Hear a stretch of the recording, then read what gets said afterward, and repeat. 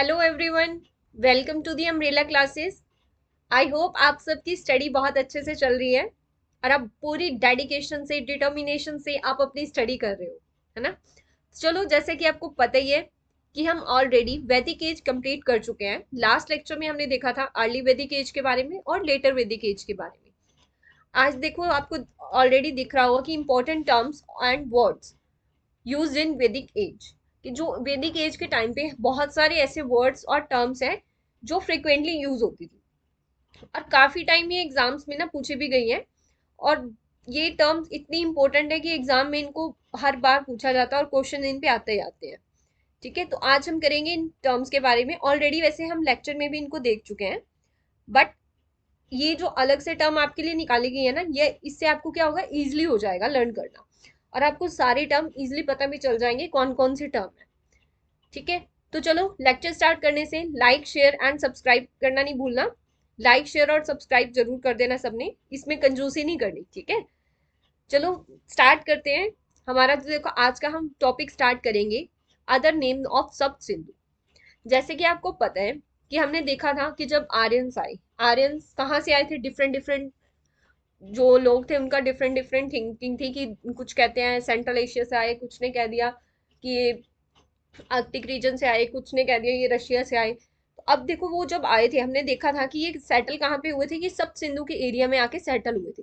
सप्त सिंधु के एरिया कौन सा था, जहाँ पे 7 रिवर्स थी। अब 7 रिवर कौन सी थी, एक तो देखो इंडस हो गया, इंडस एंड इसकी 5 ट्रिब्यूटरीज, ये हो गया हमारे 6 रिवर। अब सेवंथ कौन सी रिवर थी, वो थी सरस्वती। सरस्वती 7th रिवर थी। अब देखो इन ये जो रिवर है ना सप्त सिंधु की 7 रिवर्स थी, इनके ना कुछ अलग नेम भी है।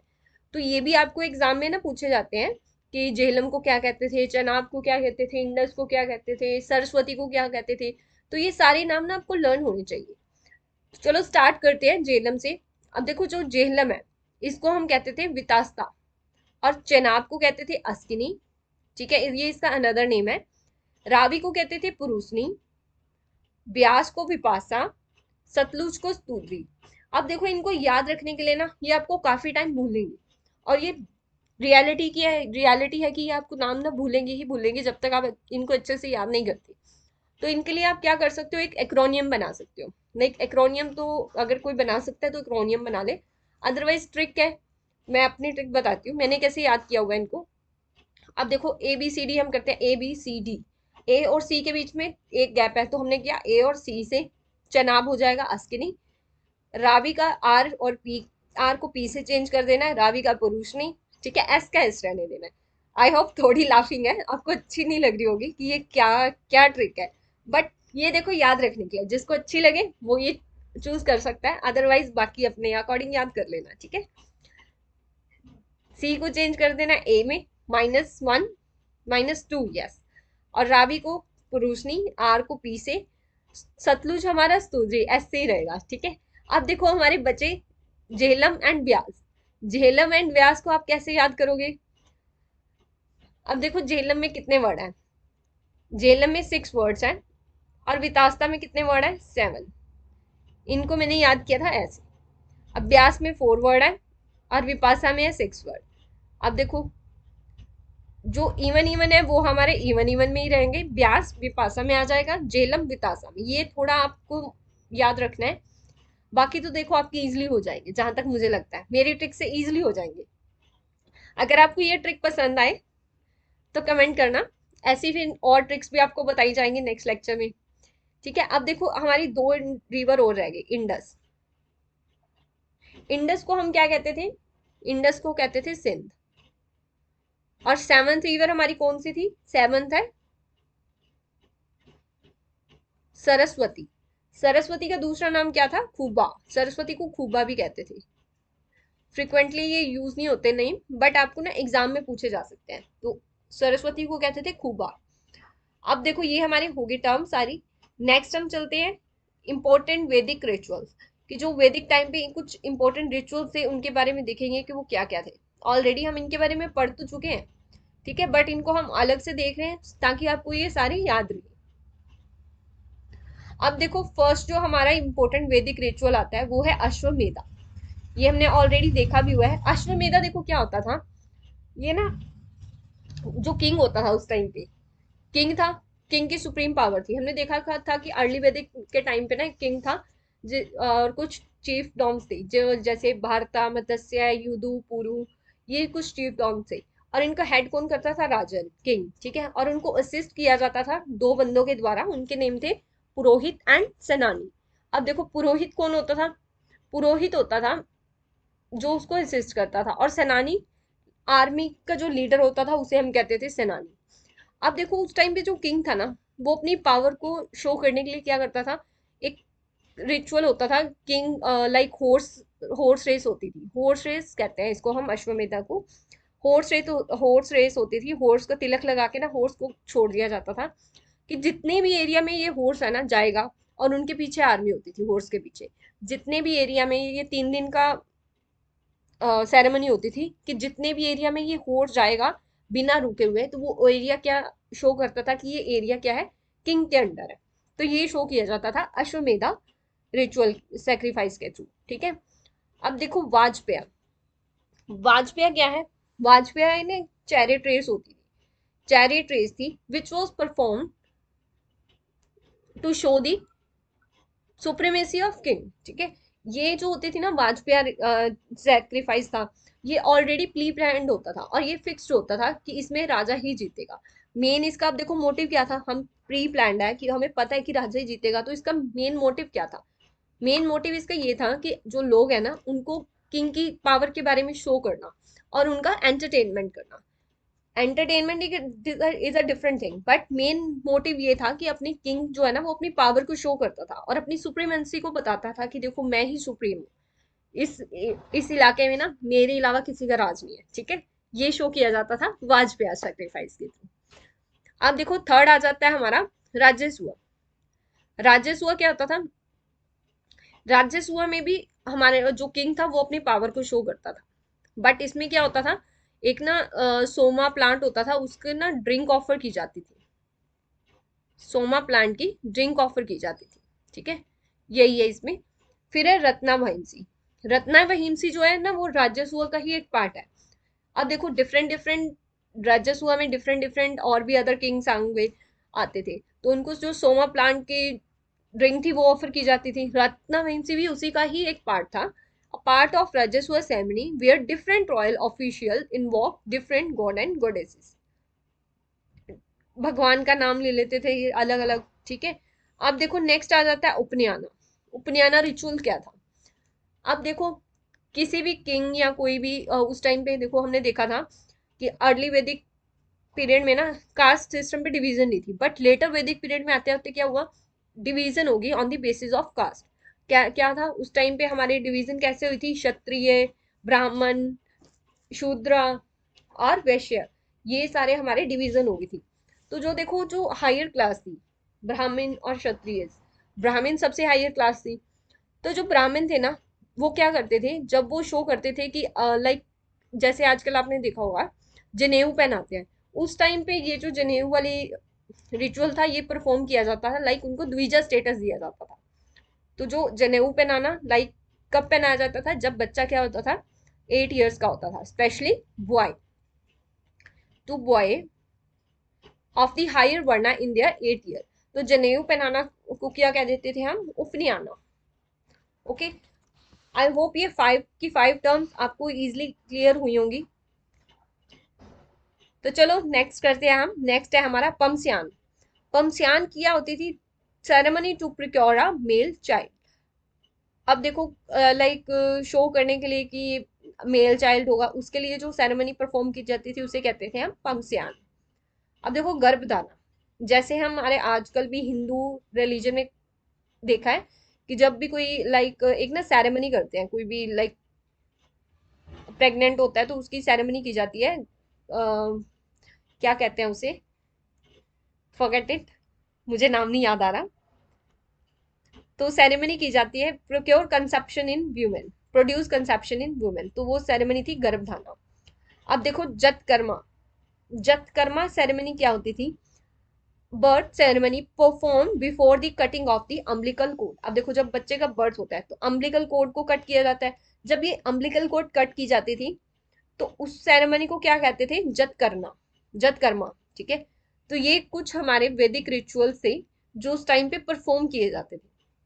ओके।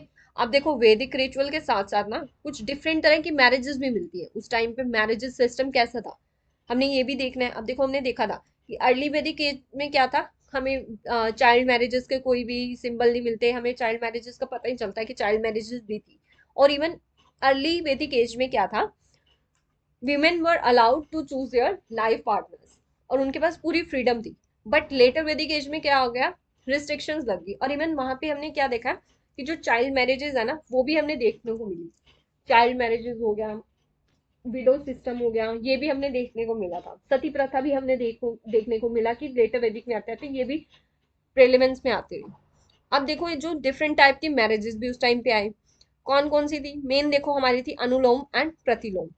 अब देखो डिवीजन थी on the basis of caste. जब देखो अनुलोम अलाउड, अनुलोम क्या हम अनुलोम से कर सकते हैं, अलाउड था, ठीक है। प्रतिलोम अलाउड नहीं था।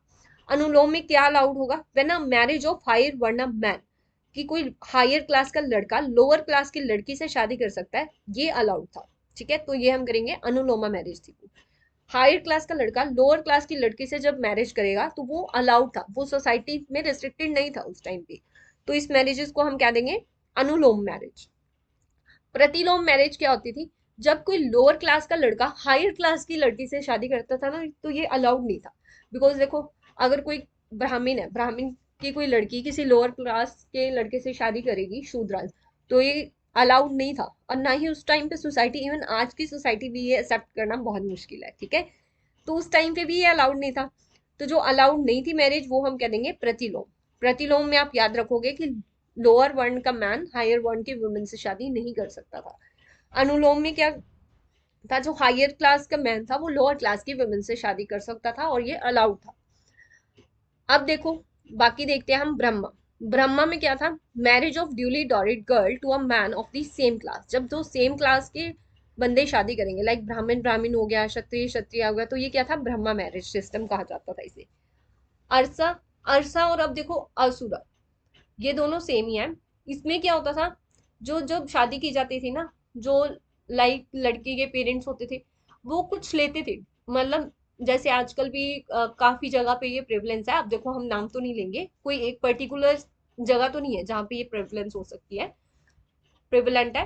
देखो बहुत सारी ये डिपेंड करता है हमारे एरिया पे, हमारा लाइक रिलीजन कैसा है, नहीं रिलीजन भी नहीं हम कह सकते, सोसाइटी पे कैसा है, और ये हमारा लाइक पास से कैसे चलता आ रहा है। कुछ लोग वही ट्रेडिशन फॉलो कर रहे हैं, ठीक है। तो अब देखो असरा में क्या होता था, जो गर्ल होती थी, गर्ल के पेरेंट्स क्या करते थे, लड़के वालों से कुछ पैसे लेते थे शादी करने के लिए, तो इसे हम कह देते हैं असरा सिस्टम। और असुर, मैरिज ऑफ परचेज, कि कुछ ले देगी। देवा क्या होता था, देवा में होता था marriage in which a father gave his daughter to a sacrificial priest as a part of his fee. मतलब देवा में ये होता था कि कोई फादर अपनी ना लड़की की शादी करवा देता था किसी प्रीस्ट से, क्यों, बिकॉज एज अ फीस, ठीक है। अब देखो प्रजयपता, प्रजयपता मैरिज में क्या होता था, father gave the girl without dowry and without demanding bride price, जो बिल्कुल ही सादे ढंग से की जाती थी कि नहीं हम शादी करवाएंगे और कुछ नहीं लेंगे ना ही कुछ देंगे, ठीक है। ये हमारी होगी प्रजात्या, प्रजापत्या, ठीक है। अब देखो गंधर्व मैरिज, गंधर्व मैरिज कौन सी होती थी, marriage often clandestine by the consent of two party. जैसे मोस्टली देखो आजकल अगर हमने रिलेट करना हो कि आजकल कौन सी मैरिजेस हो रही है, तो हम कह सकते हैं कि गंधर्व मैरिज, बिकॉज दोनों पार्टी की कंसेप्ट कंसेंट से होती है, ठीक है। तो इसे हम कह देंगे गंधर्व मैरिज। प्रजापत्य क्या थी, जिसमें कुछ भी लेन देन नहीं होता था, दैट इज प्रजापत्य। अब देखो नेक्स्ट हमारी आती है राक्षसा। राक्षसा क्या होती थी, मैरिज बाय कैप्चर, किसी को धक्के से मैरिज होनी किसी के साथ, तो वो हम कहते थे राक्षसा मैरिज, ठीक है। पैसाचा मैरिज थी कि लाइक कोई गर्ल है उसको, इसी में ये भी ना आपकी राक्षसा और पैसाचा टू सम एक्सटेंट ये एक ही तरह की है कि लाइक धक्के से मैरिज करना किसी से, ठीक है। तो ये देखो आपने आज हमने ना डिफरेंट मैरिज सिस्टम के बारे में पढ़ा, आपको पता चला कि आज जो दो पार्टीज के कंसेंट से होती है दैट इज गंधर्व, विदाउट कुछ लिए दिए दैट इज प्रजापत्या। अनुलोम देखा, प्रतिलोम देखा, ब्रह्मा देखा, असरा, देवा, राक्षसा, ये सारी मैरिज सिस्टम देखी। ये आपको सारी टर्म्स पता होनी चाहिए, बिकॉज ये ना एग्जाम्स में आपको फ्रिक्वेंटली पूछी जा सकती है कि प्रजापत्य क्या है। और ये प्रजापत्य क्या है, type of, it's a marriage, ये भी आ सकता है, इट्स अ सैक्रिफिशियल सेरेमनी, कुछ भी आ सकता है। आपको ये ना चार स्टेटमेंट ऐसी कुछ बना के दे देंगे, जब तक आपको पता नहीं होगा कि प्रजापति किससे रिलेटेड है, तो आप इसका आंसर नहीं दे सकते। ठीक है, अब देखो कुछ और टर्म्स हैं, वो भी देख लेते हैं हम। देखो, गोधुली, गोधुली टर्म किसके लिए यूज की जाती थी, टाइम के लिए। गोव्युति टर्म जो है वो डिस्टेंस के लिए यूज की जाती थी वैदिक एज में। गोत्र, गोत्र देखो, गोत्र हम आज भी बहुत अच्छे से यूज करते हैं कि आपका क्या गोत्र है, गोत्र मतलब किनशिप। गना, लीनिएज के लिए। ग्राम, विलेज के लिए। अब देखो इजिली आपको जो लर्न हो जाएंगे, एक तो ये होगी, ये आपको इजिली लर्न हो जाएंगे, गोत्र भी आपको इजिली लर्न हो जाएगा, गोत्र, ग्राम, गना, ये आपको इजिली हो जाएंगे। बट आपको याद रखना है, गोधुली टाइम के लिए यूज करते थे, गव्यति डिस्टेंस के लिए, और गोरी बफेलो के लिए। आज गोरी भी आपको कुछ बच्चों ने सुना होगा कि गोरी हम बफेलो के लिए यूज करते हैं। ठीक है, गोजित, गोजित हम यूज करते थे विनर ऑफ काउ और हीरो के लिए। गोना, गोना हम यूज करते थे गेस्ट फेड ऑन केटल। अब देखो समसारा, समसारा के क्या मतलब होता है कि ट्रांस माइग्रेशन ऑफ सोल। जब किसी बंदे की डेथ हो जाती है तो हम कहते हैं ना कि उसकी जो सोल है एक बॉडी से निकल के दूसरी बॉडी में ट्रांसफर कर जाती है। तो ये जो समसारा टर्म है ये कहाँ से हमने ली गई है, ये इसके सोर्सेज है इसके। ठीक है, तो ये हमने लिया है ब्रह्म बृहदारण्यका उपनिषद। सॉरी अगर प्रोनाउंसिएशन में थोड़ी मिस्टेक हो गई हो तो बृहदारण्यका, बृहदारण्यका उपनिषद ही है। ठीक है, बृहदारण्यका उपनिषद से ही ली गई है। ठीक है, अब देखो जो 4 आश्रम्स है, आश्रम्स के बारे में बताया गया है। तो 4 आश्रम के बारे में कहाँ से लिया गया है, ये लिखा गया है जबला उपनिषद। सत्यमेव जयते के बारे में अब हमने देखा ही था कि ये मुंडका उपनिषद से लिया गया। और फोल्ड फोल्ड वर्ण सिस्टम जो है, वर्ण सिस्टम के बारे में कहाँ पे मेंशन है, ऋग्वेद, ऋग्वेद के भी 10th मंडल में। ठीक है, ये सारी टर्म्स ना आपको और इनके सोर्स से जो भी हम कर रहे हैं ये आपको बहुत ही अच्छे से लर्न होनी चाहिए। इवन ये तो आपको ना रटे होने चाहिए, बिकॉज ये बहुत बारी पेपर में आए भी हुए हैं और इन फ्यूचर भी आएंगे, इसीलिए ये आपका अलग से लेक्चर बनाया गया टर्म्स में। अब देखो त्रिमूर्ति गोड, त्रिमूर्ति गोड के बारे में जो सोर्स है वो कहाँ पे है, मित्रयानी उपनिषद। जो ओरिजिन ऑफ यूनिवर्स वो कहाँ से लिया गया है, ऋग्वेद 10th मंडल में। और सभा एंड स्मृति, अब देखो सभा एंड स्मृति हमने देखा था 2 असेंबलीज थी ड्यूरिंग दी अर्ली वैदिक पीरियड। और अर्ली वैदिक पीरियड में जो सभा एंड स्मृति थी, एक हमारी थी विधाता, बट जो सभा एंड स्मृति थी इनको क्या कहा जाता था, ट्विन डॉटर्स ऑफ प्रजापति। और ये कहाँ पे मेंशन है, अर्थवेदा में। इस पे बी क्वेश्चन आया हुआ है, ये आपको स्टार मार्क करने हैं जिन पे क्वेश्चन आए हुए हैं ऑलरेडी। ये यूपीएससी, स्टेट सिविल सर्विसेज, ये ऑलरेडी क्वेश्चन पूछे गए हैं। अब देखो जिन पे स्टार मार्क है ना, ये आपके ऑलरेडी क्वेश्चन आए हुए हैं, इन पे आपको ज्यादा एम्फोसाइज करना है। इवन सारे ही हैं, गौरी के बारे में भी आया हुआ है यूपीएससी में, इंपॉर्टेंट आपके सारे हैं।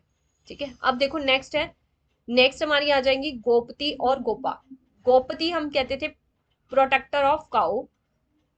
और नेक्स्ट आ जाते हैं गविष्टि। गविष्टि जो टर्म है हम यूज करते थे वॉर के लिए, जब कोई भी वॉर होती थी, जैसे हमने देखा बैटल ऑफ 10 किंग्स हुई, तो कोई भी और वॉर होगी तो उसके लिए टर्म्स क्या यूज की जाती थी, गविष्टि।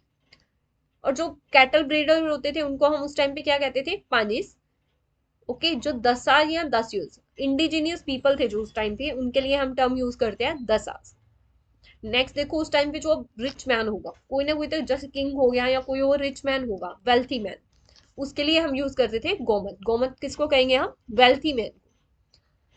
नेक्स्ट देखो हमारी आ जाती है अयास। अयास टर्म यूज करते थे हम कॉपर के लिए। भाग्यदूता, भाग्यदूता जो क्या था वो, ऐसे जो एक ऑफिसर होता था जो टैक्स कलेक्ट करता था, तो जो ऑफिसर टैक्स कलेक्ट करता था उसे हम कहते थे भाग्यदूता। अब दो बाली है, बाली देखो हमने देखा था कि टैक्स है जिसके थ्रू हमारी इकोनॉमी चलती थी। और ये किस टाइम पे लगा था, अर्ली वैदिक एज में ये बाली टैक्स के थ्रू इकोनॉमी रन करती थी। निक्ष, सतमाना और कुशाला, कुशनाला, ये थे कौन से, व्रीही, व्रीही वर्ड जो हम राइस के लिए यूज करते हैं। ये भी आपके एग्जाम में आया हुआ है। गोधुमा भी एग्जाम में आया हुआ है। गोधुमा हम यूज करते हैं वीट के लिए। गृहपति, गृहपति जो टर्म यूज करते हैं वो हम कहते हैं ऑनर ऑफ लैंड। किसी के पास भी कोई लैंड होती थी जो उसका ऑनर होता था उसे हम कह देते हैं गृहपति। अब देखो ये सारी टर्म्स हमने देख ली, 10 आज या 10 यूज भी आया हुआ है, ठीक है। ये आपको जिन पे स्टार मार्क किया जा रहा है ना, ऑलरेडी ये एग्जाम में पूछे गए हैं और ये आपको बहुत ही अच्छे से याद रखनी है। ओके, तो ये कुछ इंपॉर्टेंट टर्म्स थी जो हमने देखी। तो ये था हमारा आज का छोटा सा लेक्चर। आई होप आप सबको ये लेक्चर अच्छा लगा होगा। अगर अच्छा लगा तो लाइक शेयर एंड सब्सक्राइब करना नहीं भूलना, ज्यादा से ज्यादा अपने फ्रेंड्स के साथ शेयर करना है सो दैट वो भी इसकी हेल्प ले सके और अपने एग्जाम को इस बारी डेफिनेटली क्रैक कर दें, ठीक है। तो चलो मिलते हैं नेक्स्ट लेक्चर में। नेक्स्ट लेक्चर में हम करेंगे इसके बेस जितने भी क्वेश्चंस है ना वैदिक एज पे, इस पे क्वेश्चंस करेंगे, ठीक है। चलो मिलेंगे नेक्स्ट लेक्चर में, तब तक के लिए अपनी स्टडी करते रहो बहुत ही अच्छे से। Stay happy, stay tune, all the best for your studies.